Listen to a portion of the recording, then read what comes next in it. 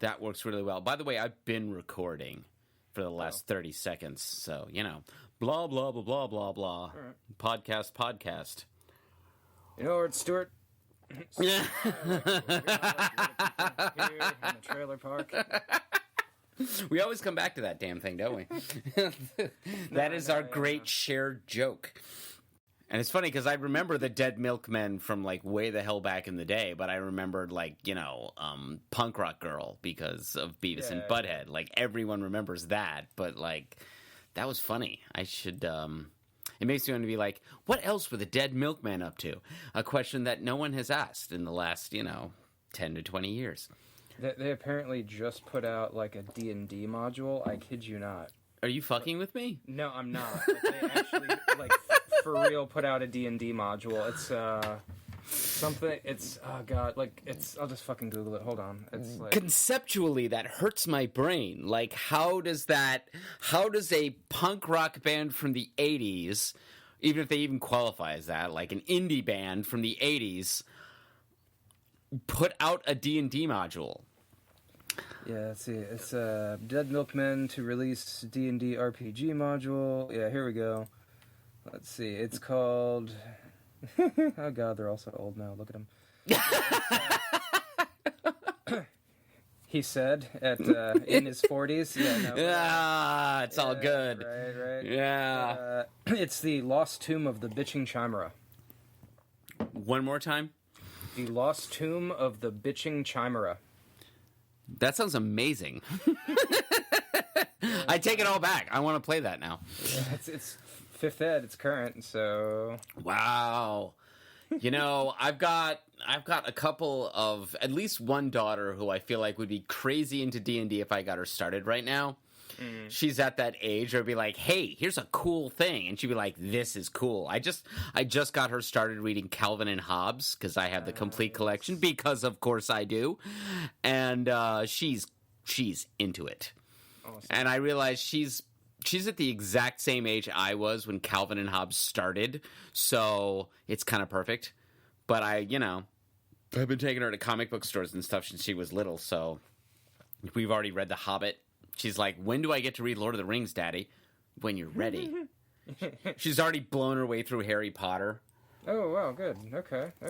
Which I haven't even bothered to do. I've only read, like, the first 2. I keep meaning to read the 3rd one, but from everything from people I know that have read through the series multiple times, they're like, yeah, it's kind of... like the pacing suffers after the 3rd one. I kind of got that vibe because they definitely start like the books start like ballooning. Yeah, like Order of the Phoenix is insanely long. Well, she's one of those authors that very clearly benefited from having an editor. And then, like, the more and more successful she got, they're like, okay, no, this just, she just lays do it. Golden eggs, so we're just gonna do right? her thing. And I'm like, well, yeah, but she didn't get here by herself. Like, is that what happened to Martin? Probably. Yeah. I mean, I think that's actually a lot of people get there because they have you finally manage to land an agent, and then you have a team of people behind you, and many of them are like cleaning your stuff up, tightening it up, cutting it down, all of that, and then it sells well, and then eventually they're like, okay, just let them go. Yeah, because then the market has made itself, and they don't need to dial it back because the audience doesn't care. Right. That's why the prequels happened. Yeah. Wow. Yeah. No. Yeah. That's pretty much it. We just discovered a grand unifying theory of popular entertainment, and we're just testing right now. By the way, this is all going in. I'm going to work this into the actual episode somehow. I don't care how I do it. It's going to happen.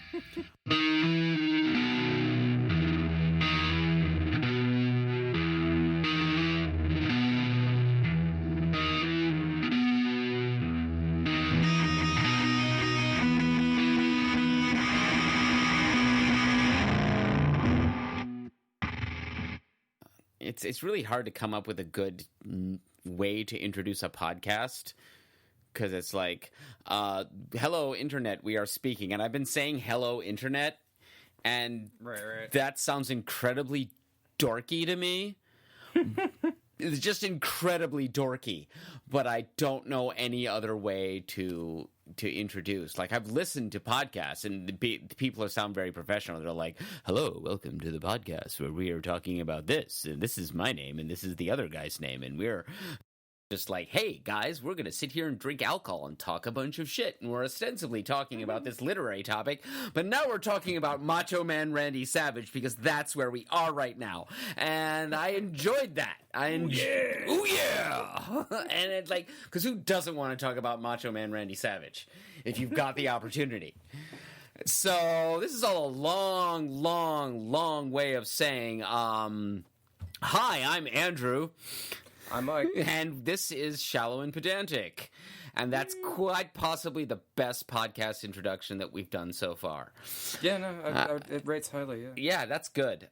Incidentally, I'm drinking Great Lakes Brewing Company Edmund Fitzgerald Porter, which is brewed in Cleveland, Ohio, which is where I used to live in the before time, in the long ago, when I was 6.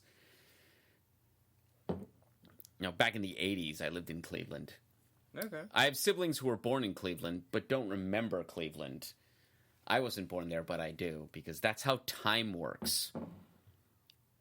And I'm just rambling now. I've lost the train.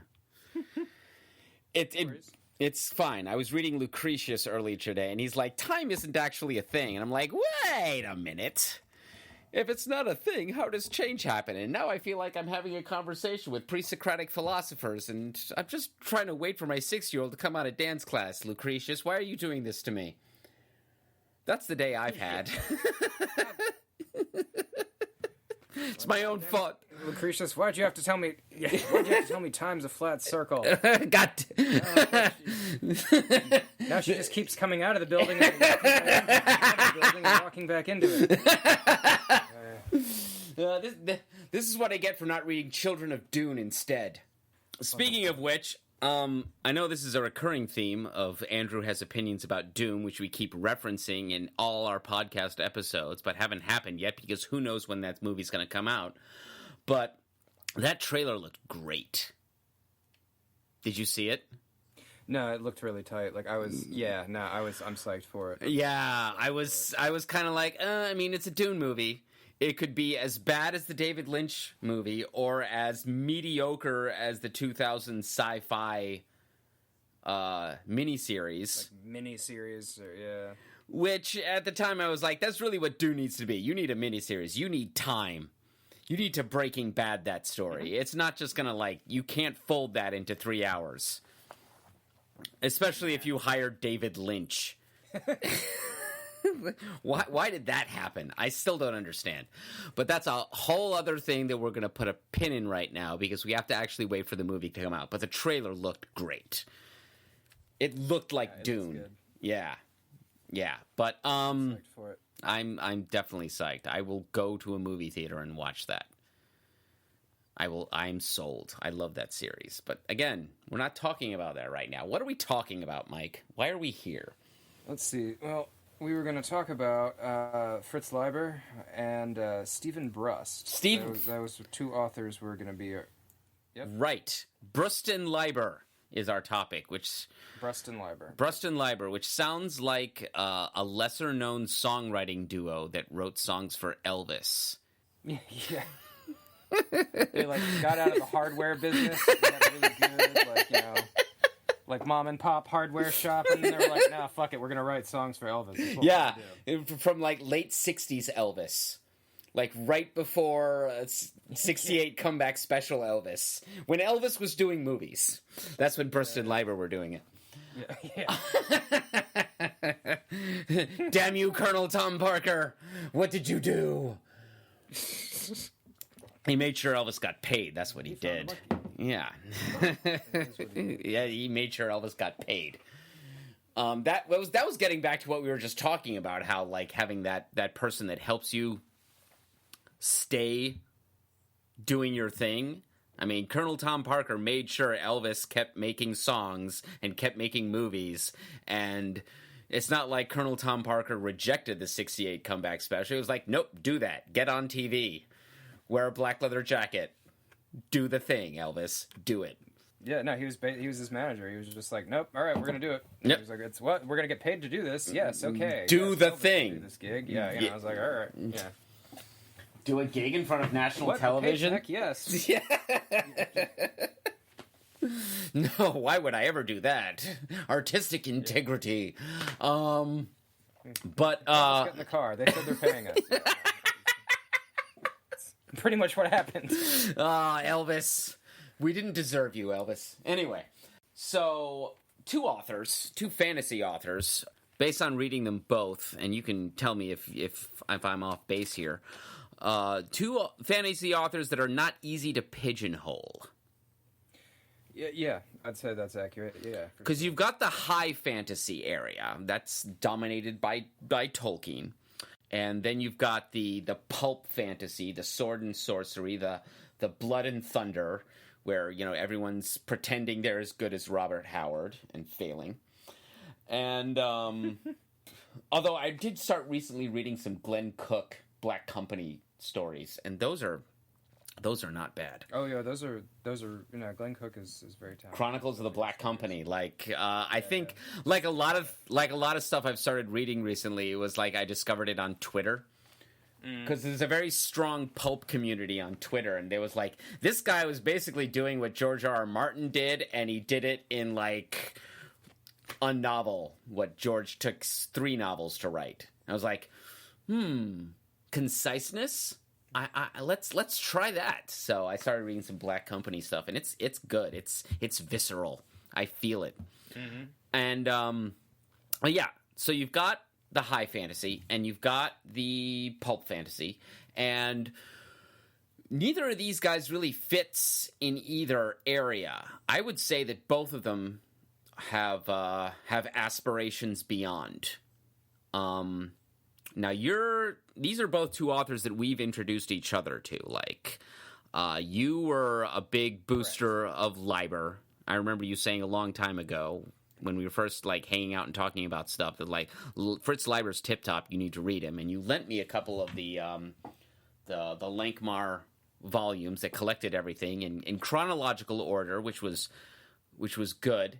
And once I fought my way through the first introduction of Farfid, that was the hardest part. Once I got past that, like, I was really digging the vibe he was putting out.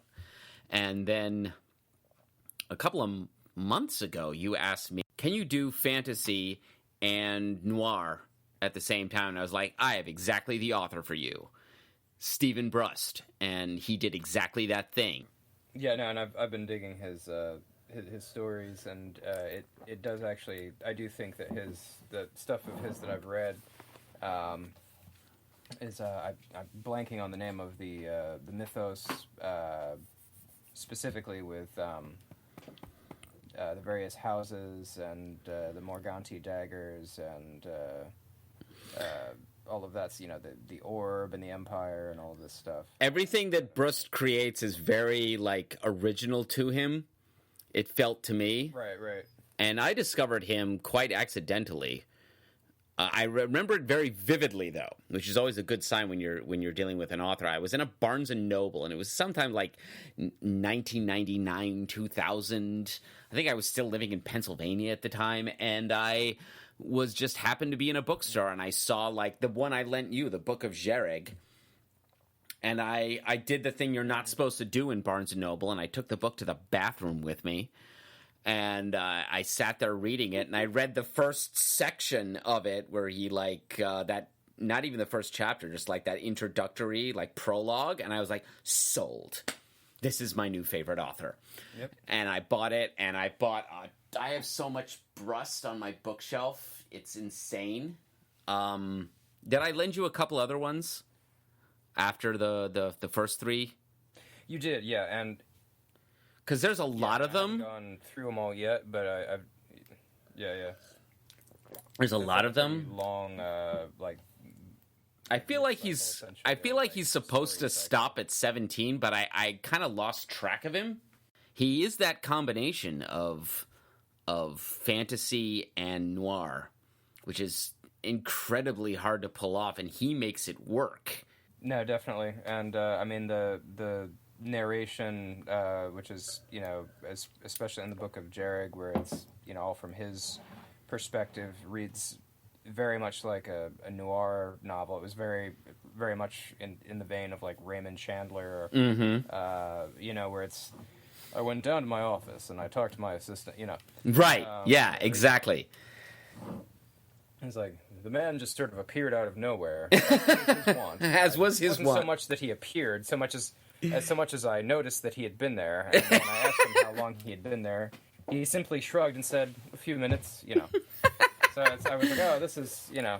That's a running gag, too, that particular character. That's a running gag. That's the guy that nobody notices.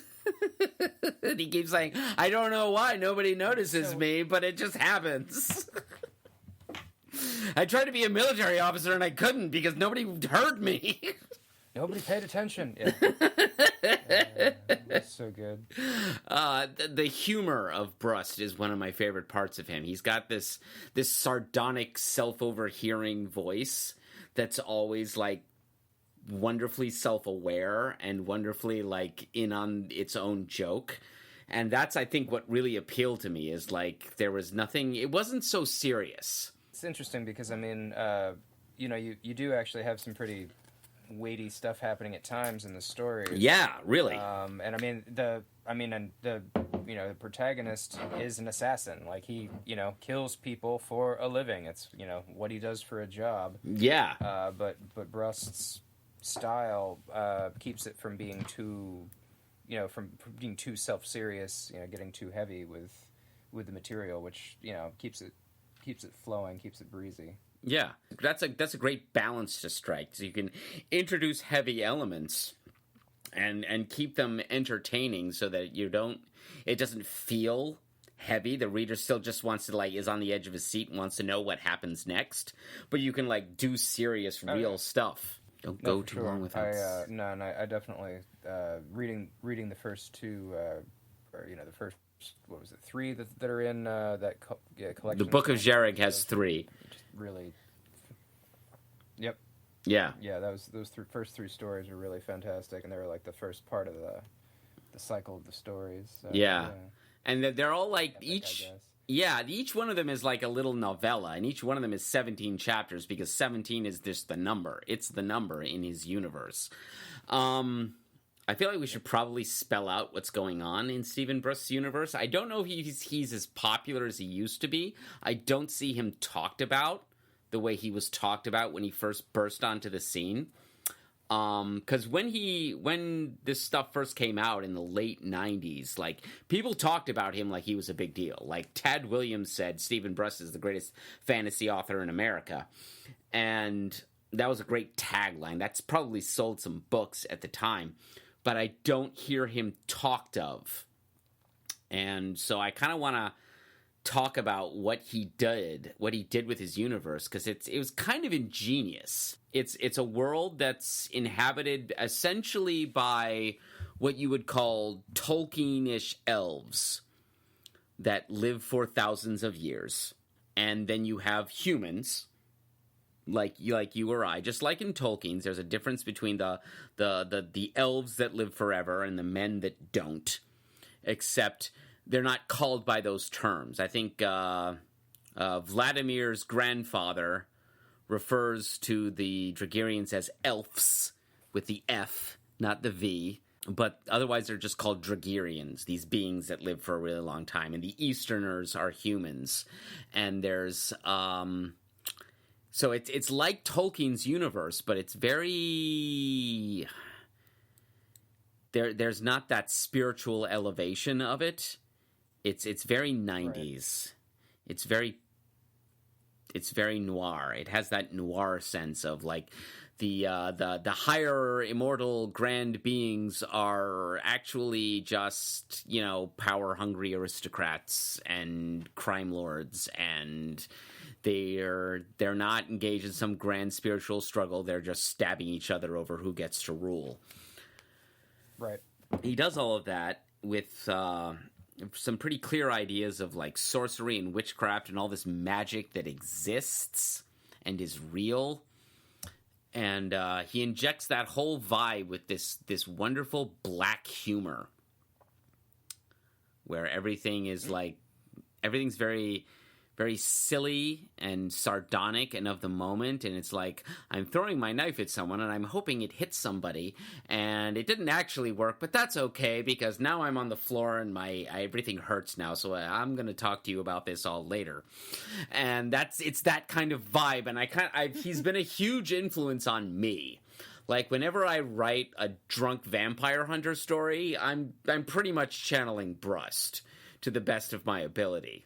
Because it's that same first-person singular narration, self-overhearing vibe that I'm doing whenever I write one of those stories. Right on. Yeah. No, he's just been like, I've really enjoyed reading the Dragaria stories, and especially just like the first three were definitely very much like, Private Eye. Noir detective stories, which I, really dug. Mm-hmm. That was like, that's kind of what you were asking for. Great narrative, Yeah, no, exactly. It was a great narrative, sort of stylings that I just enjoyed. I thought that was really good, very well done. Yeah, and the weird part, I don't know if I ever told you this, but he did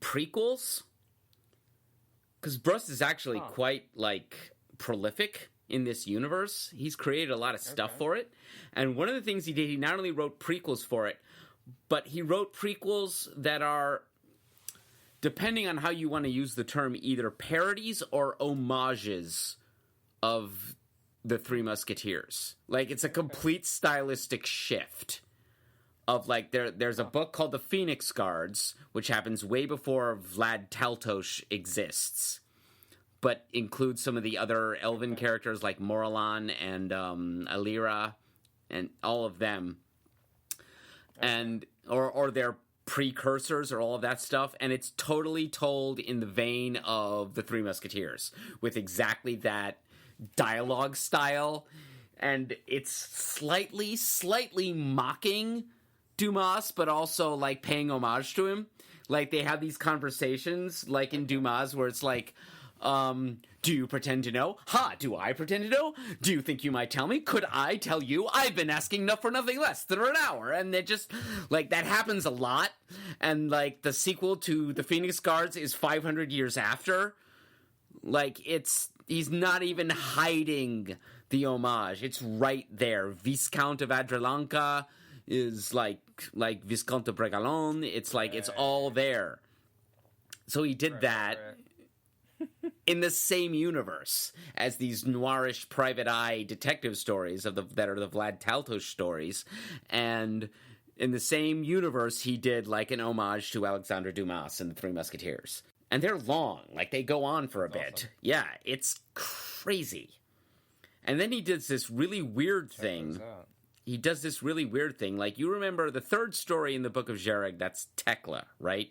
Yeah, I believe so. Yeah. Have you read that one yet? In front of me, I gave it back. I think I gave that one back to you. But yeah, I'm pretty sure I read that one. That's the one cover to cover. So yeah, that's the one where he starts, and there's no other word for this, deconstructing the whole Vlad Taltosh thing. And this is where things get political in a very interesting way. I've actually, I spent some time after this, when I really got into his work, like, following him online, before Twitter was a thing, when everyone had a blog. And I read his blog for a while, and I think it was a live journal. Like, we're going back that far. Oh, okay. And I think I briefly interacted with him, like, on his live journal and said, "You, sir, rule." And he was like, "Thank you very much." And, we had that, like, brief interaction because I didn't want to fanboy all about it. And when I was reading his thoughts, like, as is pretty apparent, he's pretty left-wing. Sure. And he, on his live journal at the time, this is way back in the day, like a decade ago, he was describing himself as a Trotskyist, or Trotskyite. I forget the difference between the two, which is just adorable on one hand, because like the idea that Trotsky would have run the Soviet Union any differently than Stalin did is just, God bless you. Bless your heart for thinking that would have been a thing. But at the same time, like, what I love about Brust is even when he gets political, like, he never comes to it from a place of the people who are on the other side of the gradient for me are inhuman and monsters and they don't exist. The great thing about when he introduces the politics in Tekla is when, like, the guy who's bringing the politics in is kind of a horrible person and you kind of hate him. Like, your protagonist, Vlad Teltosh, hates him. And you're kind of on Vlad's side, even though you know that, like, Brust shares that guy's politics. He recognizes this guy's not a nice person, and if you're in his way, you're not going to enjoy it. So however far left Brust might be, his politics are very human, and I appreciate that. Oh, sure. I appreciate that. There's a humanism, and he recognizes the humanity of people who are on the other side of the gradient from him, and who does that anymore? Yeah, it's unfortunately it's getting rarer these days. Yeah, which is not great, because it's hard to build a broad consensus if you think half the people in the room are you can't. Like, that's a house divided against itself. Yep. As the man put it. But he does some really neat things with the series after that. Like, he talks about, like, there's a sequel to Tekla, which is called, what is it? It's Phoenix, I think? I think that's one of the ones you let me know. Yeah, and in which, like, we pick up from where Tekla left off, and, like, you watch in which Vlad actually gets to, like, have a conversation with the Phoenix Empress. He has this conversation with her, and there are riots going on. Exactly as the revolutionists would have wanted. They push things in that direction, and things get very current year in that regard. And Vlad ends up having this conversation with the Phoenix Empress, and the Phoenix Empress is wonderfully human, and has zero compunction about sitting down with him and be like, yeah, I get what you're coming from. Here's what I gotta do. Here's what I'm dealing with. This is my reality as Empress. Here's what I have to keep balanced. Right. And she's not a monster. She's like, this is my position. This is where I am. I see where you are. You see where I am.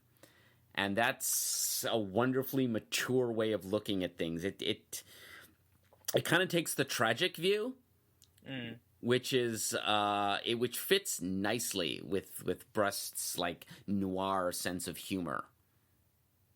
I feel like I'm spoiling things for you right now, and I feel bad about that. But it's entirely possible that I've been waiting for 25 years to, like blah, blah, blah, blah, Stephen Brust is amazing, blah, blah, blah. And that's... So I'm really glad that you enjoyed what I lent to you. Oh, yeah. Because, it bugs me that people don't talk about him. Because he's talented, he has a great voice, and he does bold things with his characters. He's not like Ian Fleming, who wrote the same James Bond story over and over and over again. And I'm not blaming Ian Fleming for doing that. That's Colonel Tom Parker. People will pay you for writing this book. Oh, yeah. And nobody complains about Ian Fleming being that way. It's like, yeah, give us more James Bond stories, please. It's 2020. We're 60 years after the fact. And people want, yes, please, more James Bond. So Ian Fleming's not wrong.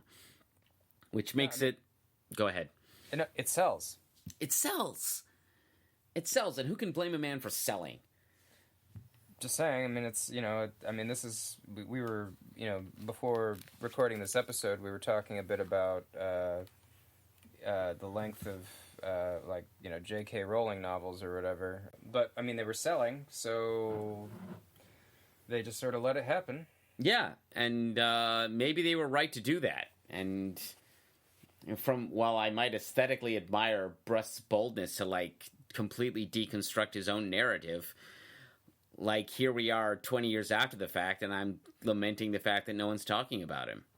So, Well, and I think that's something that him and Leiber have in common, because they're both these really great authors, and it just seems like, as accomplished as they are and as great as their work are, like, people just aren't really talking about them so much, so we're going to try to fix that. Yeah. So let's talk about Fritz Leiber, because you know a lot more about him than I do, and I feel like I've been talking too goddamn much.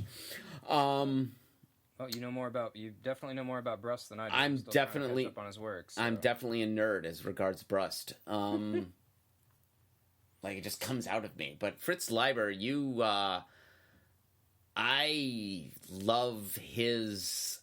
It's a similar like semi-ironic Dumas vein. Yeah, no, there's definitely a sort of some tongue-in-cheek and some. There's a lot of humor, I think, in the Fahrenheit and Grey Mouser books for sure, and that's basically his most well-known or most celebrated series, and it was the first short story he ever published, which was apparently like in the August 1939. I had to look this up. The August 1939 volume of Unknown magazine. Wow, does he go back that far? He does. Wow. He published a short story which eventually became Swords Against Death, which I think it's in one of the volumes. I may not have lent you that one yet, but it was originally called Two for Adventure, and then it was later revised and expanded and retitled to be called Swords Against Death. But yeah, I feel like I've got the one that's Swords Against Death. I feel like that's one of the ones you lent me. Yeah. I think I had lent you that one. So he's basically active from the 30s to like what, the 70s, the 80s.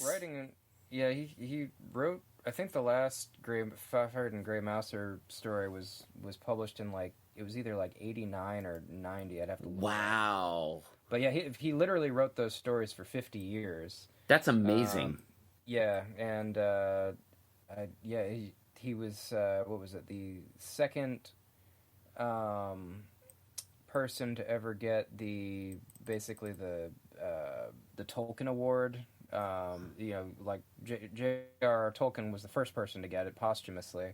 Okay. But he actually received it, while he was alive. Good for him. He was the second person to ever get it. And while he he actually was one of the people that helped coin the term swords and sorcery. Oh, okay. He was one of the sort of the early people to sort of be like, hey, what we should call this is. But he also wrote a bunch of science fiction as well, which I have not read. I do have a few of his that I definitely want to check out. He won Hugo Awards. Did he really? Yeah, one of them. What was it? It was it was called The Wanderer. Good title. Which came out in the 60s, I believe. I think it was 1964. So around the time of Dune. Yeah, I think roundabout. And was it the Hugo or was it the Nebula? Let me look back. If it was sci-fi, it might have been the Nebula, but I don't really know the difference anymore. They sort of feel like they've sort of merged at this point. It's all the same. He wrote this book called The Wanderer, where just this planet randomly materializes out of hyperspace within Earth's orbit and just smashes the moon and causes all of these tsunamis, earthquakes, and tidal wave phenomenon on the planet. On planet Earth, and just most of the novel is the characters running around, sort of just dealing with the catastrophe of this thing appearing. So I just looked it up. It was the Hugo 1964 best novel. Oh wow. Okay. Yep. So that's. So this is an accomplished guy, is what we're talking about here. Oh no, for sure. He had a very robust, science fiction career, but I've just always loved the Fafhrd and Grey Mouser books because they're so much fun. They are fun. Classic sort of swords and sorcery. They're both kind of goofballs. They're interesting characters in in different but like coherent, like not coherent. What am I saying? I've forgotten how to use English. Complementary ways.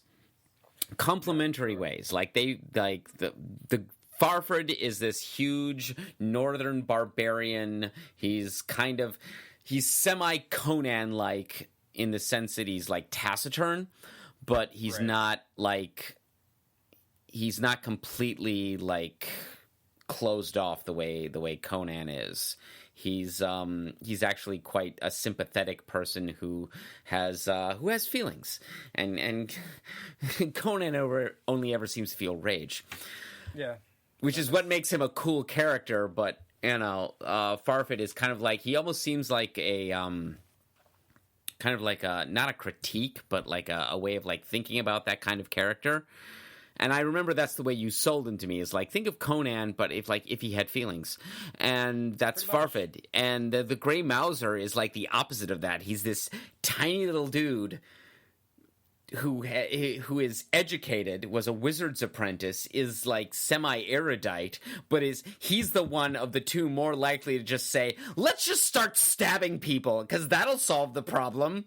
Yeah, no, exactly. I loved his origin story where he's like, there's a duke and his guards and his daughter, and like he's mad about them hunting down the wizard that he used to be the apprentice for, and there's a couple of different ways he could handle this, and he just decides, you know what, I'm just gonna walk out into the clearing with some knives and just start stabbing guys and see where that takes me, because you know what, I like you and I want to make that clear.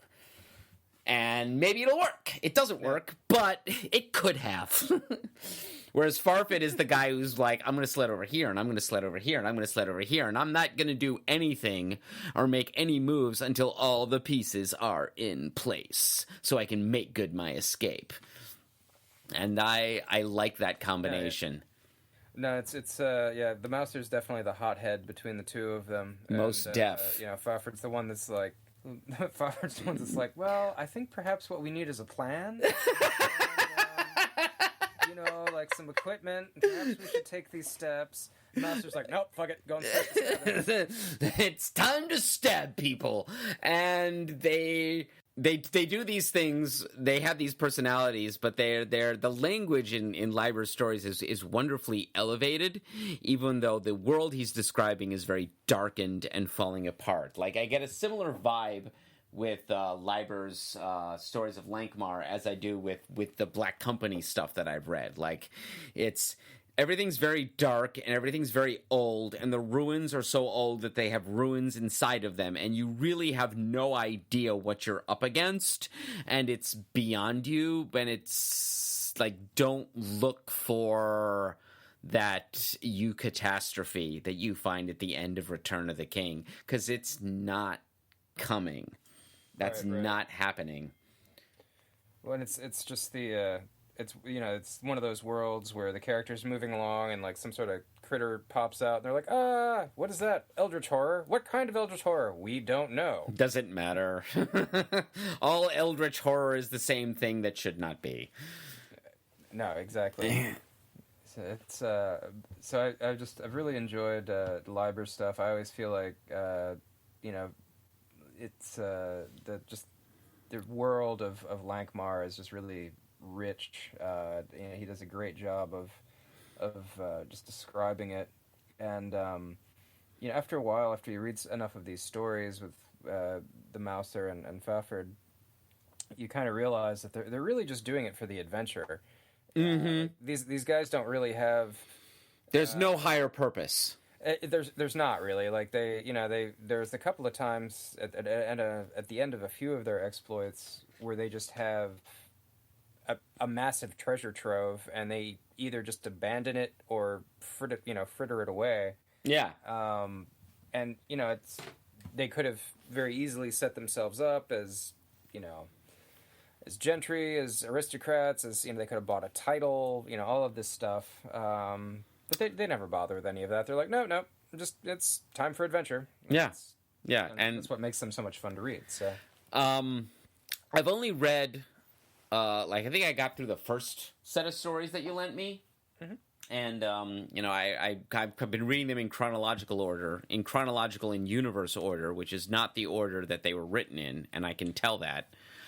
So the Farfad's origin story was the hardest one to get through because it went on really long, and I was just like, he's up in the northern frozen wastes and he needs to get out of there. Like, leave. Leave. When you know where that's where the story is going within the first couple of right, yes, paragraphs, but you're like, all right, okay, come on, man, like go, it's time to go. Just go. But watching him, again, he put all his pieces together. He had a plan and he worked his plan, and he's kind of devious.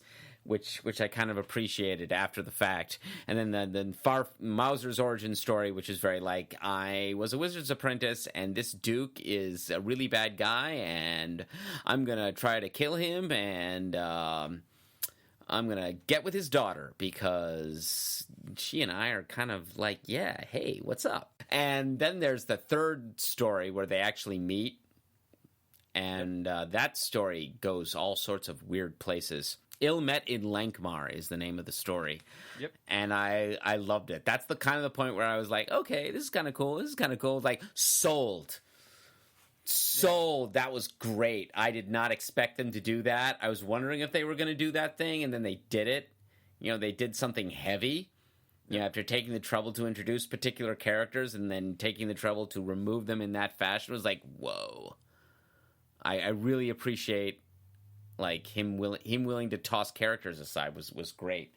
And then he does this amazing thing where he kind of pulls back from them, and they have this incredibly tragic thing happen in their lives, and then they pull back from them, and then they're just kind of wandering for years, and he just kind of, in a cinematic sense, just pulls the camera back, and then they went here and did some stuff, and then they went here and did some stuff, and then they went here and did some stuff. And I remarked on that because you haven't read this yet in Brust's stories, but Vlad Taltosh is going to do something similar. Ah, okay. There's going to be that similar, the camera pulls back, and you're kind of watching him from outside rather than from his endless interior monologue. Okay. There's a story coming up after Phoenix. I don't have a copy of it. That's why I wasn't able to lend it to you. But Orca, where it's no longer first person. He goes third person on it. Oh, okay. And Vlad Taltosh is observed from outside by outside characters. Okay. Which is, again, testament to Brust's ability to switch with what's expected of him, his boldness. And I kind of noticed the same thing in Lieber's story of Farfad and the Mauser after they experienced this tragedy in their lives that brought them together. That's what made them boon companions and bosom buddies. Yeah, no, it's Leiber kind of has these moments in some of his work where if this was something you were seeing in film, it would almost be like a montage. Mm-hmm. Where, so it's okay, well, here's the grief montage, or here's the, they were just drunk because they had, 10,000 gold pieces that just wasn't going to pay for anything other than alcohol. Yeah, yeah. And they just, here's them being sauced for 2 years. Basically, that's what that story was.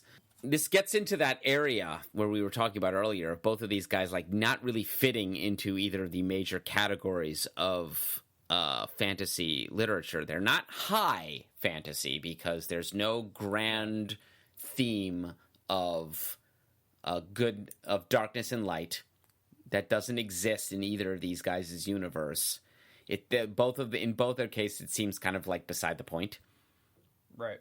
There's power and then there's wickedness, and on either side of the power divide, you can find decent people and not decent people. Right. You can find those coming up from below who are not nice people, and you can find people like the Phoenix Empress sitting up from above who are yeah, this is what I'm dealing with. This is what I'm doing. So it's not high fantasy because it doesn't have grand themes, but it's not really pulp because it's making off-center, off-brand literary choices. Like it's self-aware in a way that pulp isn't. No, that's a good way to put it. There is sort of that self-aware element, or what looks like it, in both of their work, and in pulp, I think it's much more of the narrative plays it straight. Yeah, exactly. And that's what's good about pulp. Pulp is like, here's a story, it's exciting, you're going to enjoy it, strap on for the ride. And hang out with it. It's like when I say that it's not self-aware, that's not a criticism on pulp by any stretch of imagination. I'm a huge Robert Howard fan at this point. But there isn't self-awareness and there isn't irony in pulp, and that's by design. Whereas you see self-awareness, irony, a tragic view in both Brust and Leiber, and they can write stories where you just pull back and observe as though from a divine distance and then come back in. It's like, can this be redeemed? But there's no grand, this is God and this is the devil that one finds in Tolkien or C.S. Lewis or anything like that. So they're not neatly categorized. And I think that's what makes them interesting. No, definitely. I agree. I have particularly enjoyed just the world building that both of these authors engage in, and without spending a whole lot of time on it. Yeah, no, exactly. It's what they do, but they both do a good job of showing rather than telling. Yeah, and they're both sort of showing you unique worlds, and I enjoy them both because I don't. There's really nothing generic about either of the places that they set up. No. And Lieber was certainly very influential on a lot of fantasy writers, so there might be some sort of contemporary readers that might come to him today and be like, I've seen stuff like this before, and it's like, well, yeah, you might have, and there's a good chance that it might have actually borrowed what you've seen before directly from Lieber.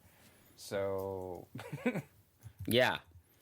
And I get a kind of almost, this is going to sound weird, but I get a kind of like Arthurian legends vibe from Leiber. Like, here's where you're going to suddenly encounter this being that has been here forever and is part of your journey, but you don't know why it's there. And you must demonstrate some sort of spiritual independence of it in order to survive.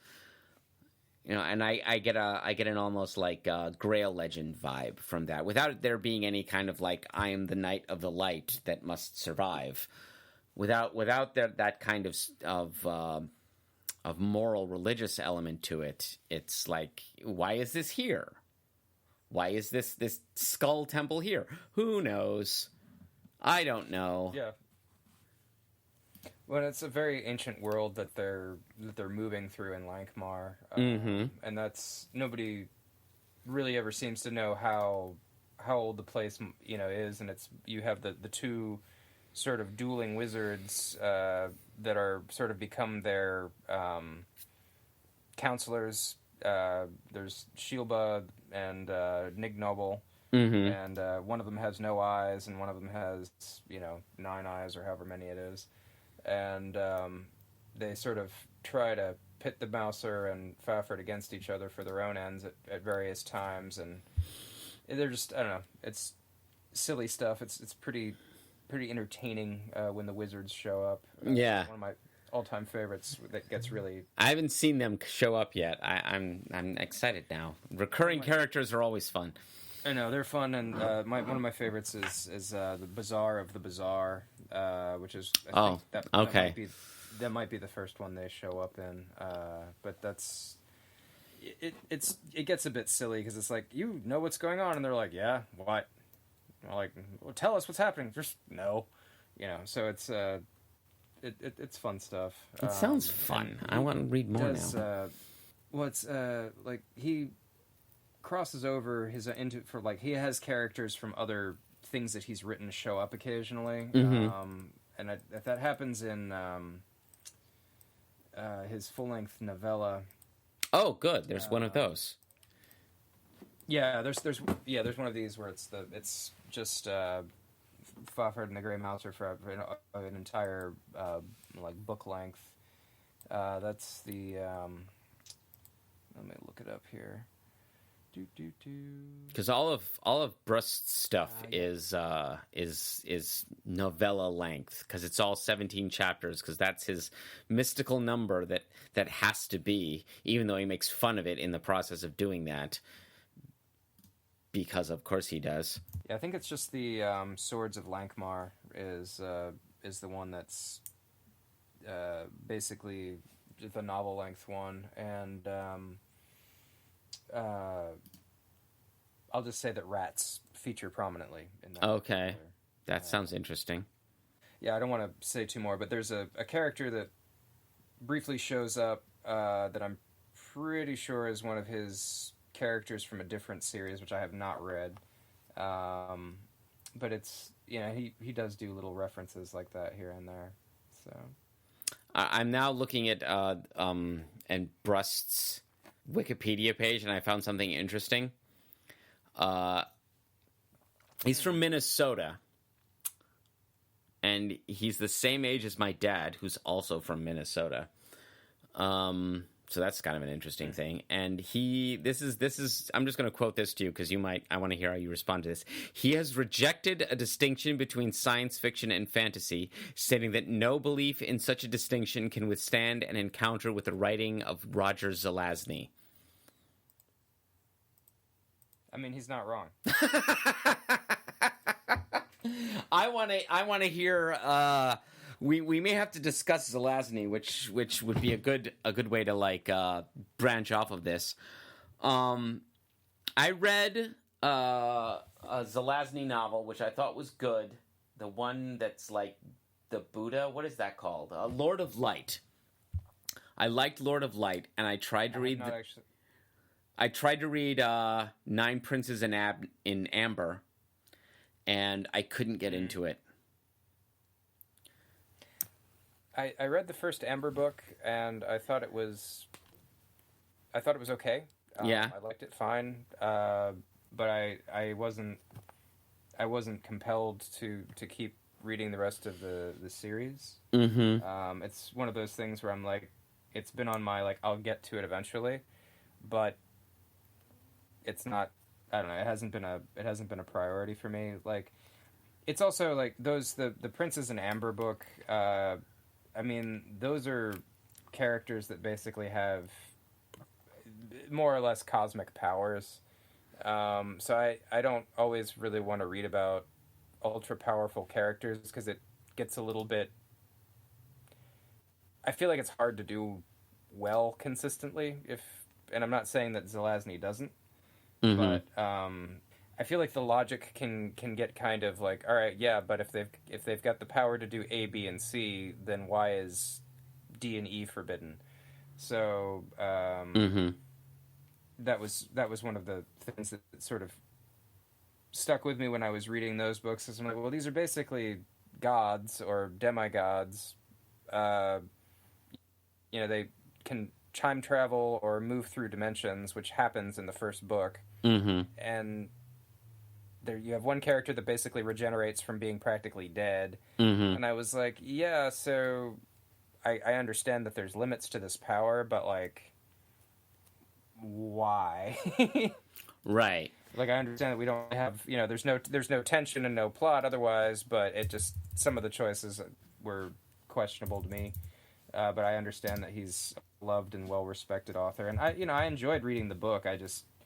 I'm not a huge adherent of his, but I will probably end up reading the rest of his stuff at some later date. I just have some other things to read first. So you would agree that there's no distinction between science fiction and fantasy, but it's not because Zelazny sold you on it, is what I hear you saying.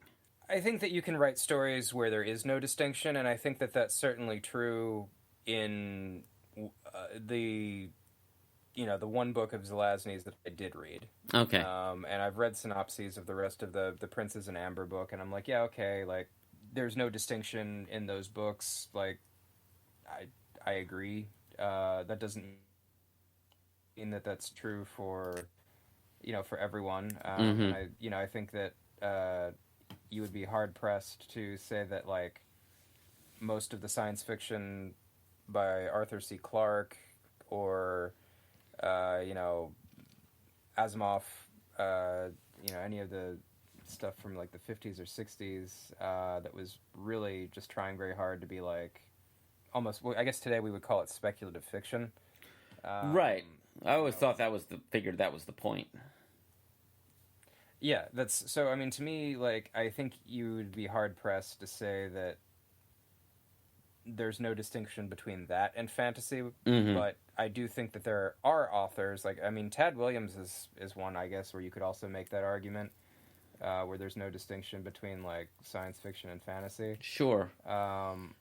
Sufficiently advanced technology is indistinguishable from magic. Right. Exactly. And I mean, so to quote Arthur C. Clarke, but yeah.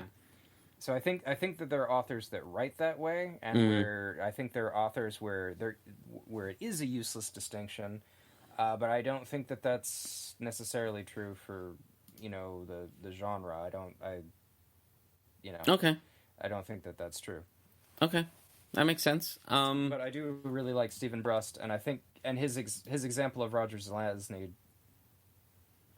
holds up. So. I think he's a big fan of Zelazny, which I find interesting because I really like Lord of Light, which is basically like a far sci-fi retelling of like Buddhism rising against Hinduism, because the story is a story of like a bunch of like crazy advanced far future human civilizations settled on this planet, and they were so powerful that they basically set themselves up as the gods of the Hindu pantheon.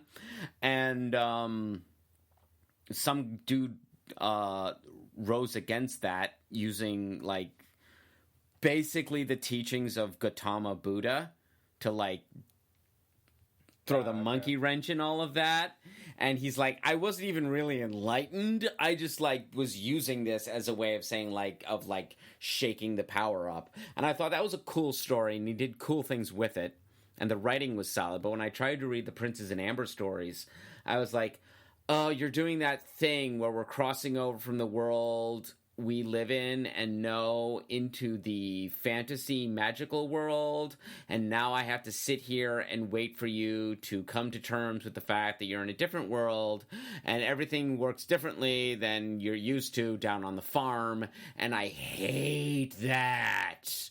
I hate it so much where I have to waste time explaining how the fantasy world works. And I have to be like, I have to spend time with Joe protagonist being like, this is different. I know, right. Will someone please give me expository dialogue as to how this new world works? Like, I don't need that. Like, give me 5 minutes in Vlad Teltosh's head, and I know how things work in his world. I don't need that. I hate it. I hate when there's any intersection between a sci-fi fantasy world and the world we live in. It's why I still don't like the fourth Star Trek movie.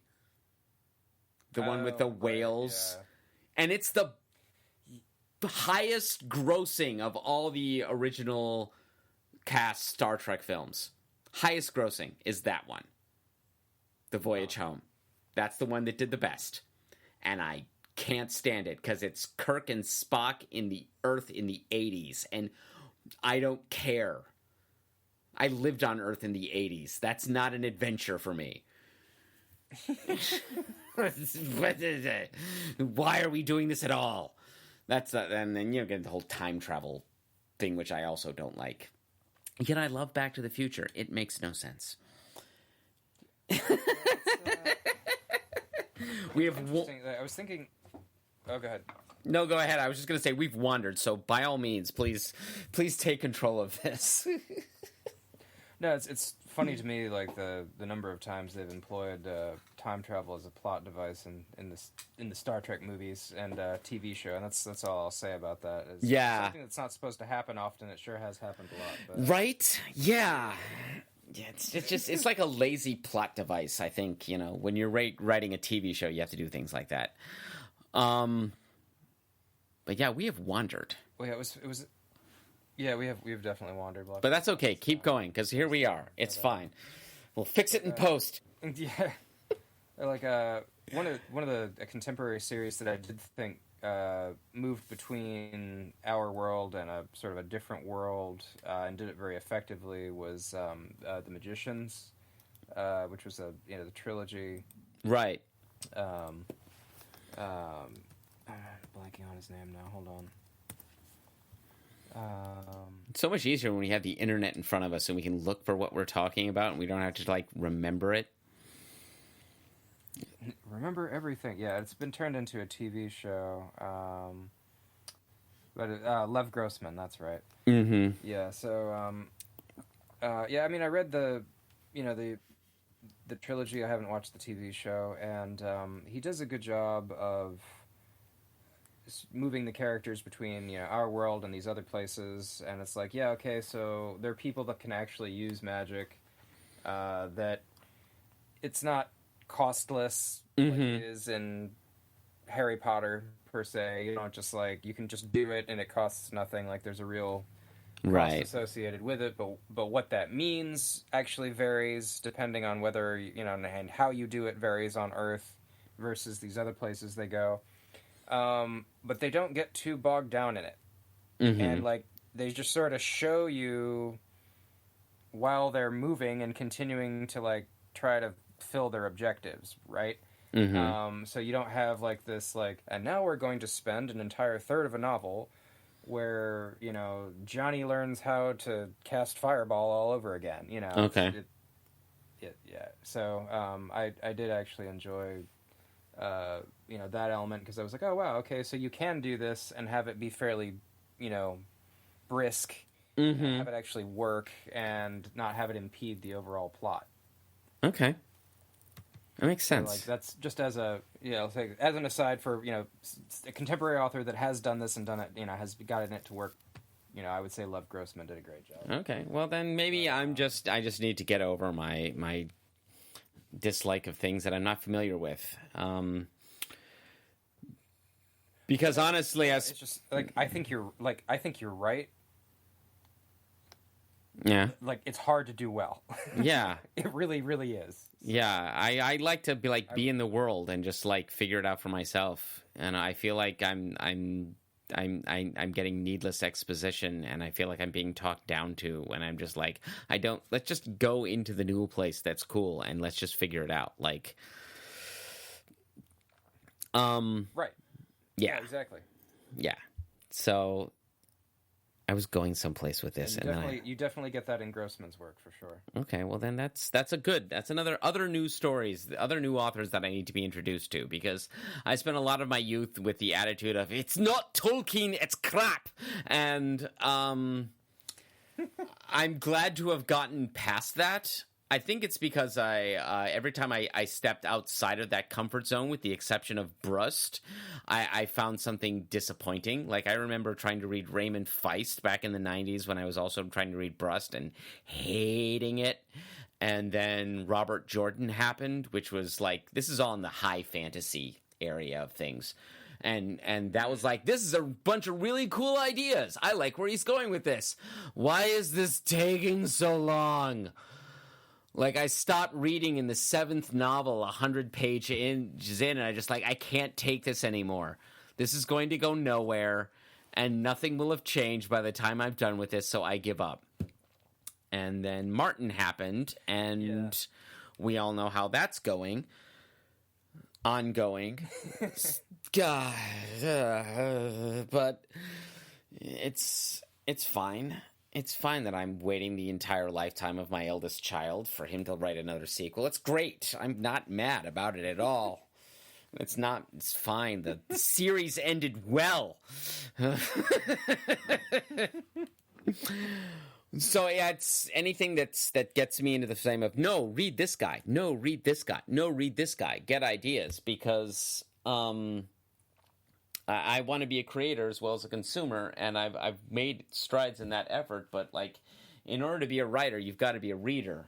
And I think whatever Brust did, I might not have dug Zelazny, but he was clearly doing something that Brust picked up on and ran with, and I like that a lot. So, who knows where the creative roots stem from? Well, I think I'm going to take your advice and read some of Zelazny's other work now, because I couldn't... Definitely check out Lord of Light. Definitely check that out. I might lend that to you the next time you're in my house, because I've got a copy. All right. Because, I'm continuing to save as we're doing this. Okay. Yeah.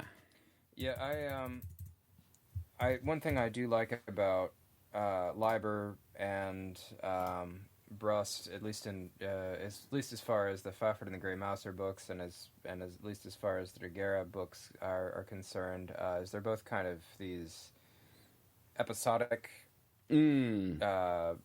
books. In Lieber's case, these are collections, usually just collections of short stories that are centered around Fafhrd and the Grey Mouser, and then Brust, there are these 17 chapter novellas that are relatively quick reads. Yes, and they're short chapters. Good pacing in the individual.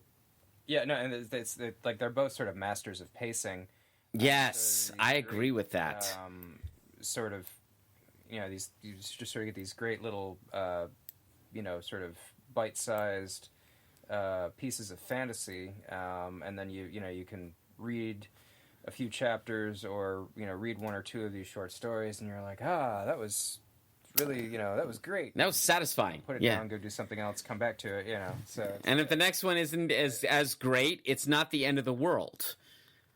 Because you're not losing anything, It's not like, the narrative isn't built, but both of them through episodic storytelling, just as you said, have managed to construct a narrative in which some real stuff happens. It's not world historical, but you're taken along on a ride with these characters that are incredibly likable. Yes. And I think that's the other thing we haven't mentioned is all of these characters are Fafhrd's incredibly likable. The Grey Mouse is incredibly likable. Vlad Taltosh is a great voice, and you can't help but like him. Especially since he's the narrator into this world. And and he doesn't give off that unreliable narrator vibe. It's like the opposite. It's I'm an incredibly reliable narrator because I will testify against myself. And I think that was the thing that first drew me to it back in the day. Is like I'm a trustworthy narrator because I will testify against myself. And in that age, because we're talking about 80s to 90s, that's a great tonic of I will speak the truth even if it should happen to hurt me. And I think that's something that our generation has always loved. No, absolutely. It's when you get a character that's like, I really wish some of what I'm about to tell you was not true. The fact is, it all is. It's all true. Well, it is what it is. You don't hate me at the end of it. Yeah. I believe you, sir. Without going all the way into American Psycho, because that's where it becomes unpleasant. But that's a whole other genre, so I don't know why I brought that up. Because that's definitely unreliable narrator. And kind of almost yank the rug out from under you, but we don't need to talk about Bret Easton Ellis right now. I think that we started talking about our generation, and it's like, he popped in there. Never mind. Forget I said anything. Do you like Huey Lewis? Forget. Listen to the new Robert Palmer album. I'm trying to, and she's not letting me.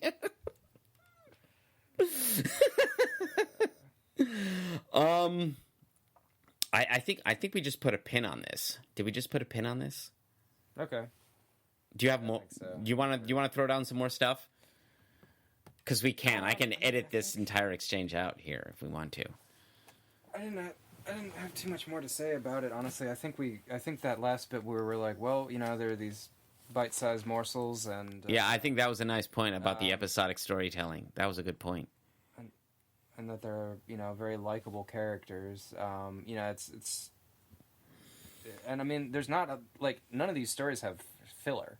No, it's something that's that's completely absent from both Brust and Leiber. Like, yeah, that's something that I think they take from the pulps is the no filler aspect. That's something that you don't have in high fantasy. High fantasy does put that filler in there just to like as world building. Absolutely. And these guys don't. It's all like these are all details that you're going to want to know for the rest of the story. And I think that's an important point. Right. I think that about sums up my thoughts on both Brust and Leiber. Yeah, except that I want to read more of them. Oh, yeah, no. I'm glad I still have work of theirs that I haven't read yet. Yeah, exactly. Like, I was looking it up, and Brust is, there are 15 Vlad Tolstoy novels published. 15, which means there's still some more to come. I'm looking back to the Wikipedia page. Zhereg was published in 1983, and the last one, Valista, came out in 2017. So he's still working and at a fairly regular pace. And he's also done like those other like Phoenix Guards 500 Years After stuff that is like, dude is prolific. And there's another that about him. Yeah, and there's another novel he wrote that takes place in that world, in the Dragiria world, called Broke Down Palace, but doesn't affect the Vlad Tolstoy storyline at all. It takes place entirely in the East with humans. There are no Dragirians. And it is completely unrelated to that movie that came out in the 90s that is also called Broke Down Palace, which confused the hell out of me at the time. Because like, did they turn a Stephen Brust novel into a movie? No, this is about people doing drugs in Thailand. Never mind, I don't care. Whatever that is, I don't care. What is that? The girl from My So-Called Life? What's happening right now? But yeah, so there's still more to come. So I think I stopped reading after Yorich or Tiasa, but I might have to like pick a few more up so I can keep after them, because like this story is not done yet, but it's likely to get finished, and I appreciate that. So thank you, Stephen Brust, for like keeping at it. When did Lieber die? He died in 1992, I believe. Let me take a quick look here. Yeah, let me see. It's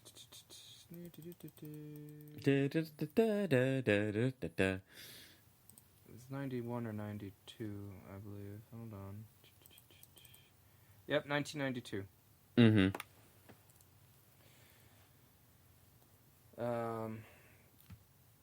Yeah, and it was his wife said that he basically died of a stroke. Oh. How old was he then? I mean, if you started writing, if he first got published in 39 and he made it to 92, he had a good run. Yeah, he was born in 1910. Good for him, man. That's awesome. Yeah, so he made. Yeah, so it was like 82 years. Good for him. We should be so lucky. Yeah, right. Right. So.